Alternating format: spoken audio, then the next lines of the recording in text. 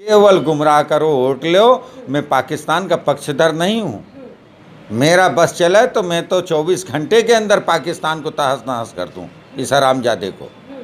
इसलिए कि आए दिन हमारे हिंदुस्तान का हमारा भाई जो तो मर रहा है, भाई हमारा शहीद हो रहा है। नमस्कार, मैं शालिनी आनंद, आप देख रहे हैं सम्यक टीवी 24। आज हमारे साथ उपस्थित हैं एक खास मेहमान अख्तर अली जी। ये श्रमिक कल्याण समिति जौनपुर के राष्ट्रीय अध्यक्ष हैं। ये अपने समिति के माध्यम से जो श्रमिकों की और मजदूरों की जो समस्याएं होती हैं उसका ये उनके न्याय के लिए वो लगातार प्रयास करें कि जो श्रमिकों मजदूरों पर जो समस्या लगातार चली आ रही हैं शुरू से लेके अभी तक, किस तरह से उनका प्रताड़ना हो रही है, और तो इन सब पर इनका ये लगातार काम रहता है। ये एज आ सोशल काम करते हैं हालांकि। तो मैं सर से बात करूंगी और उन्हीं के इन सारे जो आजकल देख रहे हैं कि जो सामाजिक मुद्दे जिस तरह से लगातार चले आ रहे हैं और लगातार उत्पीड़न बढ़ रहा है, इन सब मुद्दे पर मैं बात करूंगी। तो स्वागत है अख्तर अली जी आपका हमारे चैनल पर। बहुत बहुत धन्यवाद आपको। सर, मैंने देखा आपके स्लोगन आपने दिया हुआ है कि श्रमिक कल्याण समिति का सपना, हर नागरिक को मिले हक अपना। तो आपने ये जो स्लोगन दिया है अपनी समिति के माध्यम से, तो इसका उद्देश्य क्या है? आप असंगठित क्षेत्र के श्रमिकों का जो शोषण हो रहा है, जो वो जागरूक नहीं है, शासन प्रशासन द्वारा दी जा रही सुविधाओं से जो वो वंचित हैं, इसलिए हमने बनाया है। और हमारा जो स्लोगन है वो श्रमिकों को जागरूक करना और शासन प्रशासन से जो सहयोग मिलता है श्रमिकों के लिए, उनको जागरूक करने के साथ साथ उनको शासन प्रशासन में जो बैठे लोग हैं उनसे हक दिलवाने का हम पूरा प्रयास करते हैं। तो किस तरह से आप उनका हक दिलवाते हैं? कौन सी सुविधाएं होती हैं जो श्रमिकों को नहीं पता होती, कैसे काम करते हैं? नहीं, बहुत सी सुविधाएं हैं, जैसे कि 60 साल हो जाए, श्रमिकों का रजिस्ट्रेशन श्रम विभाग में होना चाहिए। तो अब मनरेगा में हैं, बहुत से लोगों का मनरेगा में पंजीकृत नहीं है। प्रधानों द्वारा जो तो उसमें लूट घसोट है 13-22। तो इस तरीके से हम उनको जागरूक करते हैं कि आप अपने अधिकार को प्राप्त करें। और अधिकार प्राप्त करने के लिए हम क्षेत्रों में जाकर जगह जगह श्रमिकों को इकट्ठा करके उनकी मीटिंग करते हैं और उनको हम विस्तार से सरकार की योजनाओं को बताते हैं और अधिकार बताते हैं कि ये किस तरीके से आप अधिकार को प्राप्त कर सकते हैं। तो ये आपका सिर्फ जौनपुर में ही सीमित है या फिर यूपी के या यूपी से बाहर अलग भी है? नहीं, उत्तर प्रदेश के अभी 21 ज़िले में हम हैं और महाराष्ट्र में भी संगठन चल रहा है और झारखंड में भी संगठन चल रहा है। श्रमिक कल्याण समिति की स्थापना जरूर जौनपुर से हुई है, लेकिन हमारा सपना है कि हम जहाँ तक हो सकेगा वहाँ तक पहुँचने का प्रयास करेंगे और श्रमिकों को जागरूक करने का प्रयास करेंगे। हम लगातार देख रहे हैं कि जिस तरह से किसानों की जो बद से बदतर हालत उनकी हो रही है, मतलब आत्महत्या किसान कर रहे हैं, उनको जिस तरह से उनकी मेहनत का फल मिलना चाहिए वो नहीं मिल रहा है। धरने प्रदर्शन करते हैं लगातार। अब तो लॉकडाउन चल रहा है, खैर ऐसा नहीं है, इससे पहले भी कई जगह श्रमिकों ने और मजदूरों किसानों ने प्रदर्शन किया अपने हक के लिए, लेकिन कहीं ना कहीं उनके लिए, उनके हक अधिकारों के लिए उनका हनन हो रहा है। उनके जो जिस तरह से उनको होना चाहिए, सरकार की तरफ सुविधाएँ मिलनी चाहिए, नहीं मिल रही हैं। तो इन सब पर कैसे काम कर रहे हैं आप? देखिए, हमारे यहाँ नेताओं की कमी है और नेताओं की तो वो दशा है कि बड़े मियाँ तो बड़े मियाँ, छोटे मियाँ सुभान अल्लाह। केवल ये लोग अपनी बातें मंच से करते हैं, अच्छी अच्छी बातें करते हैं, लेकिन ये पूंजीपतियों की सरकार है, पूंजीपतियों का भला हो रहा है। आपने अधिक से अधिक लोन ले रखा है, सरकार आपको डिफाल्टर घोषित कर दे रही है। अगर ये खेतिहर मजदूर और किसान मजदूर ने अगर 50,000 रुपया भी लोन ले लिया, 10,000 रुपया भी लोन ले लिया है, तो उसके खिलाफ जो तो वारंट होता है और उसको उठा के जेल में लॉकअप में डाल देते हैं कि ये जो है तो भुगतान करें। और बड़े बड़े सेठ लोगों को वो डिफाल्टर घोषित करके उनका कर्ज जो है तो माफ़ कर देते हैं। ये हमारी जो सरकार में बैठे हुए हमारे वरिष्ठ नेता हैं, नेता तो नहीं कहना चाहिए, शर्म आती है नेता कहने में, लेकिन हम एक संविधान को मानने वाले हैं और हम अपने मुंह से अशब्द नहीं बोलना चाहते हैं। इन नेताओं को क्या कहें, इनकी मंशा में हमेशा खोट रहा है जनता के प्रति वफादारी से इन लोगों ने कार्य नहीं किया। कहते हैं ना कि किसान अन्नदाता होते हैं, उन्हीं की वजह से आज पूरा देश जो है जो घर में रोटी बनती है तो उन्हीं की वजह से है। तो जब उनके अधिकारों के लिए, उनके लिए जो सुविधाएं हैं जो नहीं दे पाते हैं, तो और दूसरी बात आपने कहा कि लोन के लिए, जो किसानों के श्रमिकों के लिए जो लोन की बात होती है, तो सरकार ने ये भी कहा है कि किसानों के जितने भी जिस तरह के भी लोन हैं किसान के कृषि तरह से, और वो सारे सरकार ने तो माफ़ कर दिए हैं। लेकिन कहीं ना कहीं देखा गया कि मुझे तो नहीं लगता कि ऐसा हुआ है कि कई किसानों से मेरी भी बात हुई तो कहते हैं मेरा कोई लोन माफ़ नहीं हुआ है। तो आपको क्या लगता है, क्या ऐसा है? नहीं नहीं, एकदम ऐसा नहीं है, किसी किसान का माफ़ नहीं है, केवल ये पूंजीपतियों का माफ़ है जो विदेशों में हैं। बल्कि मैं तो साफ कहना चाहता हूँ आपके चैनल के माध्यम से कि इस हिंदुस्तान में 3 सबसे बड़े चोर हैं। हम परसेंटेज लगा के चल रहे हैं, 95% IAS PCS और देश का नेता। जब हम DM नहीं थे तो हमारी संपत्ति क्या थी?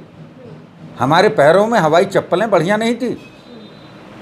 हम विधायक नहीं थे तो हमारे पैरों में चप्पलें नहीं थी। विधायक बनते ही महानगरों में मकान, जो बच्चे पैदा हुए हैं उनके नाम भी 10, 20, 50 लाख रुपया, करोड़ों रुपया जमा है। कहाँ से आया? और हमारे देश को जिनके ऊपर रासुका लगना चाहिए, इन नेताओं के ऊपर रासुका लगना चाहिए, इनके ऊपर नहीं कोई प्रतिबंध है। जो भी हिंदुस्तान का पैसा विदेश में जमा किया है, इन नेताओं के ऊपर, इन कर्मचारियों के ऊपर रासुका लगना चाहिए। देशद्रोह का मुकदमा इनके ऊपर चलना चाहिए और इनकी सारी संपत्ति को जब्त करना चाहिए, भारत सरकार के राजस्व में डाल देना चाहिए। हिंदुस्तान पुनः सोने की चिड़िया कहलाने लगेगा। लेकिन कहीं ना कहीं तो जो पूंजीपति सरकार आपने बोला कि है, कहीं ना कहीं उन्हीं का सपोर्ट सरकार भी हमारी कर रही है। तो आपको नहीं लगता कि ऐसा सरकार, मुझे तो नहीं लगता ऐसा करेगी। भाई सरकार ना करे, हम असंगठित क्षेत्र के श्रमिकों के लिए जागरूक करने का हमने एक NGO के माध्यम से संगठन बनाया। हम अपनी बात कहेंगे, सरकार में बैठने वाले माने न माने, हमारी बात ज़्यादा उनको खराब लगेगी, हमारे ऊपर भी एक मुकदमा दर्ज करके हमको भी जेल में डाल देंगे, जैसे तमाम लोगों को डालते हैं। तो जाहिर सी बात है कि सही आदमी तो आज का ज़माना है नहीं।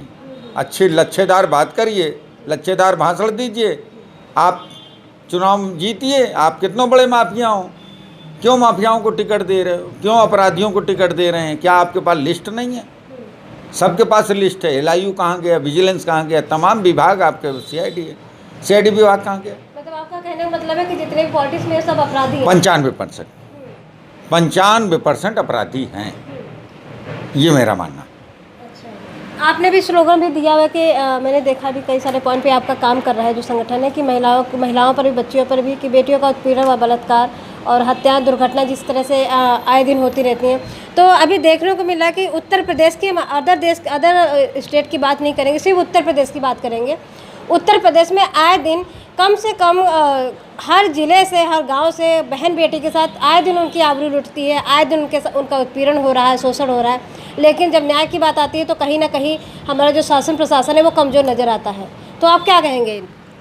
पुलिस विभाग की नाकामी है, पुलिस विभाग का कोई रुतबा नहीं है, इसलिए अपराध दिन पे दिन बढ़ते जा रहे हैं। बहुत पहले, आज से करीब 10 वर्ष पहले हिंदुस्तान पेपर का सर्वे आया था। सर्वे ये आया था कि 44 मिनट पे बलात्कार होता है और 54 मिनट पे अपहरण होता है। तो सबसे पहले मैं बोला था, मैंने ये दिया था पेपर में, आज भी मेरे पास कटिंग होगी उसकी। मैंने दिया कि ये एकदम नहीं होगा, हम हिंदुस्तानी सभ्यता में रहें, आधुनिक युग है, हम इलेक्ट्रॉनिक दौर में आगे बढ़ें, लेकिन अपनी सभ्यता को ना भूलें। अगर हम सभ्यता को जिस दिन भूलेंगे उस दिन ये क्राइम बढ़ता जाएगा। अगर सभ्यता में आ जाएंगे तो ये क्राइम नहीं बढ़ेगा।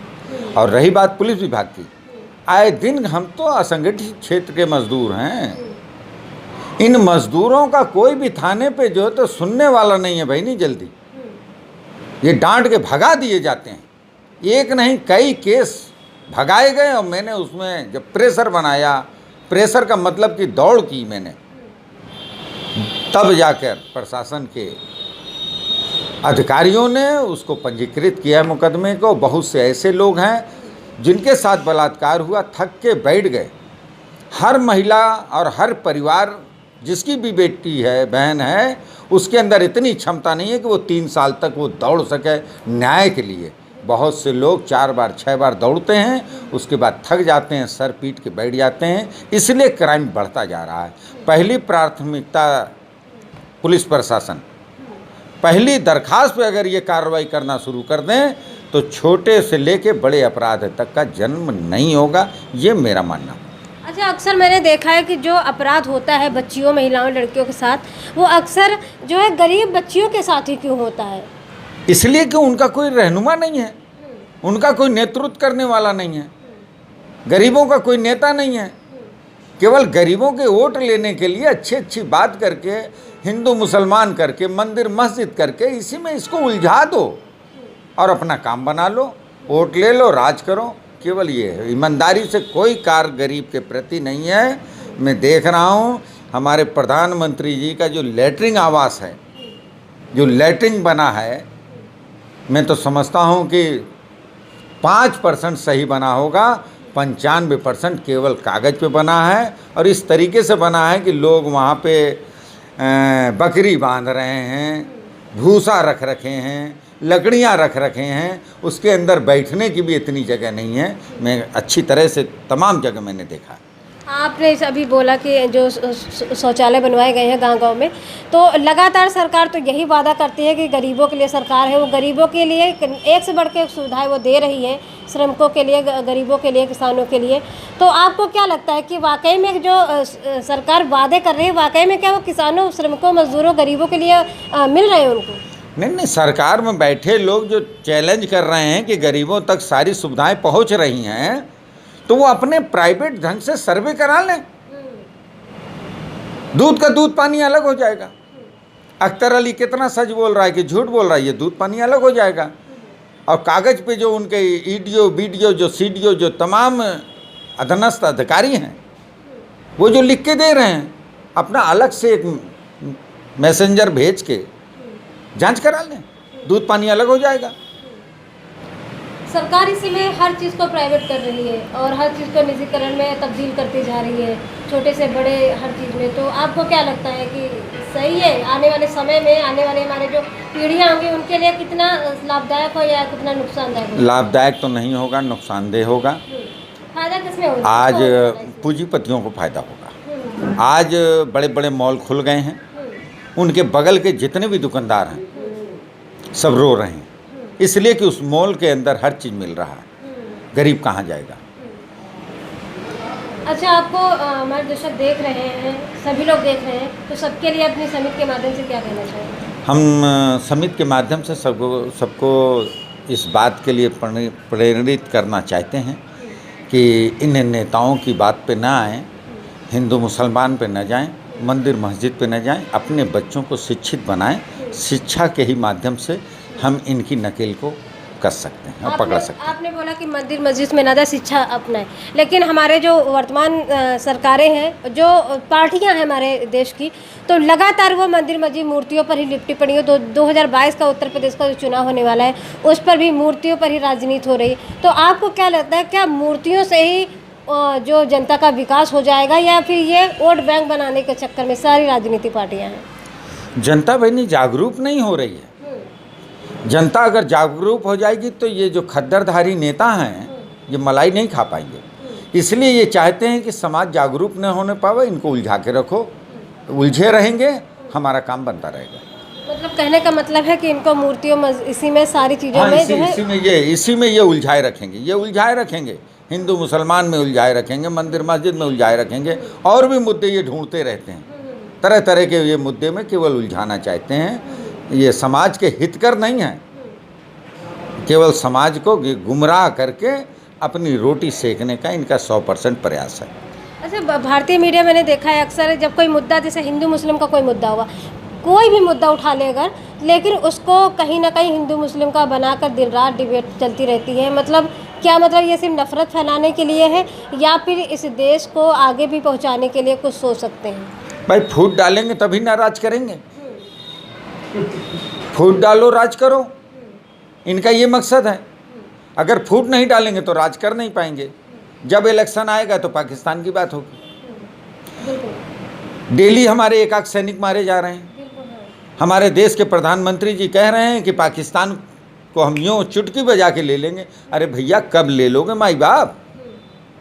बोलिए धावा, 24 घंटे के अंदर जो तो उसको तहस नहस करिए। हमारे डेली जो तो जवान जो है तो शहीद हो रहे हैं।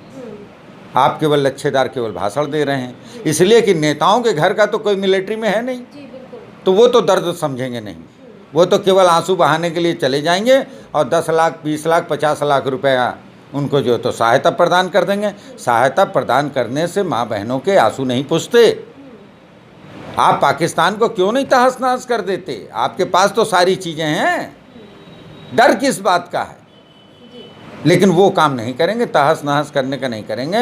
जब इलेक्शन आएगा तो उसको भी सेकेंगे कि ये पाकिस्तान आ रहा है, ये हिंदुस्तान जा रहा है, इस तरीके से लड़ाने का काम करेंगे। तो कहने का मतलब जनता को गुमराह करो, केवल गुमराह करो, वोट लो। मैं पाकिस्तान का पक्षधर नहीं हूँ, मेरा बस चले तो मैं तो 24 घंटे के अंदर पाकिस्तान को तहस नहस कर दूँ, इस हरामजादे को। इसलिए कि आए दिन हमारे हिंदुस्तान का हमारा भाई जो तो मर रहा है, भाई हमारा शहीद हो रहा है। लेकिन क्या करें, हमारे देश की नेतागिरी।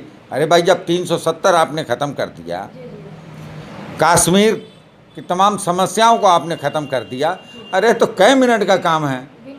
हैं? आपके पास बाहुबली हैं, ताकतवर हैं, सारी चीज़ें आपके पास है। अभी राफेल आपके पास आ गया है, एक बार में 36-40 जगह अटैक करने वाला। अरे क्यों नहीं उसको अटैक कर लेते? उत्तर प्रदेश के बराबर तो है, उत्तर प्रदेश से तो बड़ा नहीं है पाकिस्तान। लेकिन नहीं, केवल बहनी ये वोट की राजनीति है, ये बड़े बड़े नेता हैं। बस ये लोग कहेंगे हम तो भाई चाय बेचने वाले हैं, खाली हाथ आए खाली हाथ जाएंगे। अरे दूसरा भी चाय वाला क्या ब्लॉक प्रमुख बन पाएगा क्या? हैं? अरे एक आप बन गए, और वो भी आप धनपशु पे। रेलवे में चाय बेचने वाला, स्टेशन पे चाय बेचने वाला, वो कंट्रैक्टर होता है, ठेका लेता है। वो ठेका लेने वाला कोई गरीब आदमी नहीं होता। तो देखा आपने कि किस तरह से अख्तर अली ने हर मुद्दे पर बखूबी जवाब दिया, एकदम बेबाक तरीके से बोला। और इनका जो काम है वो लगातार श्रमिकों के भले के लिए काम रहता है। वो उनके भले के लिए, उनके अच्छे के लिए, उनकी लाइफ कैसे बेहतर हो सके और कैसे बेहतर बना सके, और सरकारी जो भी योजनाएं होती वो कितना लाभ उठा सके, इन सब पर इनका काम रहता है। और लगातार समाज सेवा में अपना जो है योगदान देते आ रहे हैं।